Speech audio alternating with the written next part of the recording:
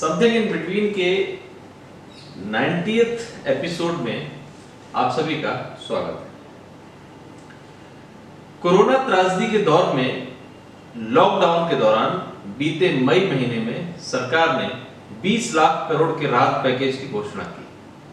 तब दावा था कि यह रकम अर्थव्यवस्था में जान फूंक देगी, हालात में तेजी से बदलाव दिखेंगे। मगर राहत पैकेज देने के 3 महीने बाद स्थिति जस की तस ही नहीं बल्कि पहले से भी अधिक बदतर हो गई है। खासतौर से मध्य वर्ग के लिए कोरोना काल दुस्वप्न साबित हो रहा है। देश के मध्य वर्ग में शामिल ज्यादातर लोगों की या तो नौकरियां छूट गई हैं या फिर इस वर्ग के लोग पहले कम कीमत पर नौकरी करने पर मजबूर हैं। सवाल है कि क्या राहत पैकेज की घोषणा के दौरान सरकार ने मध्य वर्ग के हितों का ध्यान रखा? इस वर्ग को बदहाली से बचाने के लिए क्या किया? फिर यह भी कि सरकार के राहत पैकेज के बावजूद अर्थव्यवस्था में रत्ती भर बदलाव क्यों नहीं दिख रहा है?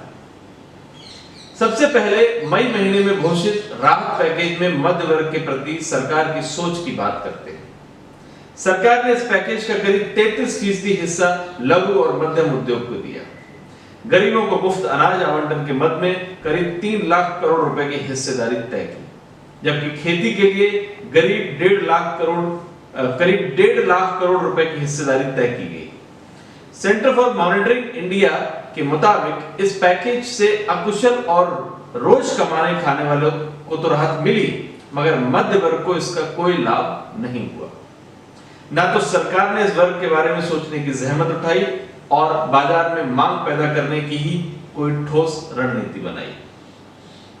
दरअसल इस वर्ग को राहत देना सरकार के एजेंडे में था ही नहीं। इसका अंदाजा इसी से लगाया जा सकता है कि सरकार ने इस वर्ग को होम लोन सहित कुछ ऋणों से जुड़े ईएमआई को टालने की मोहलत तो दी, मगर परोक्ष रूप से इनका कर्ज और बढ़ा दिया। सरकार ने ईएमआई चुकाने के कारण भविष्य में कर्ज की रकम और ब्याज की रकम बढ़ने संबंधी बोझ से राहत देने से इनकार कर दिया। मामूली राहत हासिल करने के लिए भी इस वर्ग को अदालत का दरवाजा खटखटाना पड़ रहा है। बुधवार को ही सुप्रीम कोर्ट ने सरकार को फटकार लगाते हुए इस मामले में अपनी स्थिति स्पष्ट करने का निर्देश दिया है। शीर्ष अदालत ने सरकार के रवैये पर आश्चर्य व्यक्त किया। साफ तौर पर कहा कि चूंकि सरकार ने लॉकडाउन के जरिए देश को बंद किया था, इसलिए अब सरकार जिम्मेदारी से बचने के लिए आरबीआई की आड़ न ले। जाहिर तौर पर इस मद में भी सरकार मध्य वर्ग को राहत देगी या नहीं, यह भविष्य में सुप्रीम कोर्ट के रुख पर निर्भर करेगा। सीएमआई का ही सर्वेक्षण बताता है कि लॉकडाउन के दौरान अप्रैल महीने में ही देश में 15 करोड़ लोगों ने अपने रोजगार गंवाए। इनमें से 12 करोड़ लोग असंगठित क्षेत्र से जुड़े अकुशल मजदूर थे। बाकी 3 करोड़ लोग निम्न मध्य वर्ग और मध्य वर्ग के वेतनभोगी लोग थे। सरकार के राहत पैकेज से अकुशल और प्रवासी मजदूरों की रोजी रोटी का तो जुगाड़ हो गया, मगर निम्न मध्य वर्ग और मध्य वर्ग की स्थिति लगातार डावाडोल होती गई। कोरोना काल में जिन करीब 84 लाख लोगों ने पीएफ में जमा राशि से निकासी की, इनमें से ज्यादातर मध्य वर्ग के ही लोग थे। मध्य वर्ग किस हाल में है, इसे अर्थव्यवस्था की वर्तमान स्थिति से भी समझा जा सकता है। अनलॉक की प्रक्रिया शुरू होने के कारण फैक्ट्रियों कंपनियों में काम शुरू हो गया। इसके फलस्वरूप उत्पादन भी पूर्व की स्थिति में लौट आया है। बावजूद इसके अर्थव्यवस्था की स्थिति में कोई बदलाव नहीं आया है। विशेषज्ञ कहते हैं कि महज उत्पादन बढ़ने से ही अर्थव्यवस्था की रौनक नहीं लौटेगी। अर्थव्यवस्था की रौनक तभी लौटेगी जब बाजार में उत्पादन के अनुरूप मांग भी होगी। अब बाजार में माल तो है, मगर माल का खरीदार नहीं है। खरीदार मुख्यतः देश का मध्य वर्ग है, जिसकी जेबें पहले से ही खाली। जाहिर तौर पर इस कारण बाजार में मांग नहीं बढ़ रही, और मांग नहीं बढ़ने से उद्योग धंधों में बढ़ोतरी भी नहीं हो रही।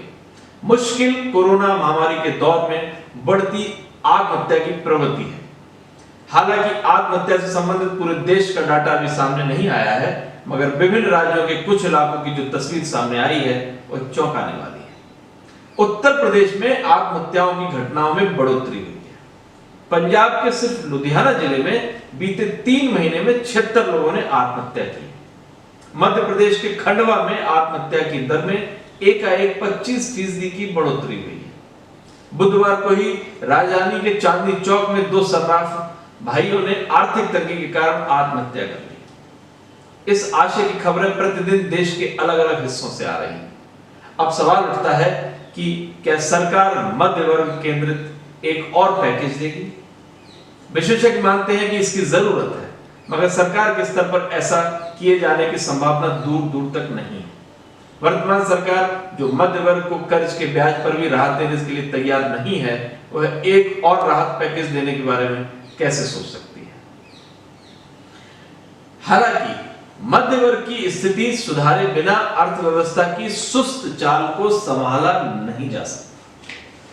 सुस्त चाल में तेजी लाने के लिए बाजार में मांग पैदा करने की जरूरत है। मांग तभी पैदा होगी जब लोगों को, खास तौर से मध्य वर्ग और वेतनभोगी वर्ग के जेब में पैसे होंगे। देश ने राहत पैकेज के नाम पर लोन मेला लगाने का हश्र देख लिया है। जरूरत प्रत्यक्ष राहत देने की है। नमस्कार।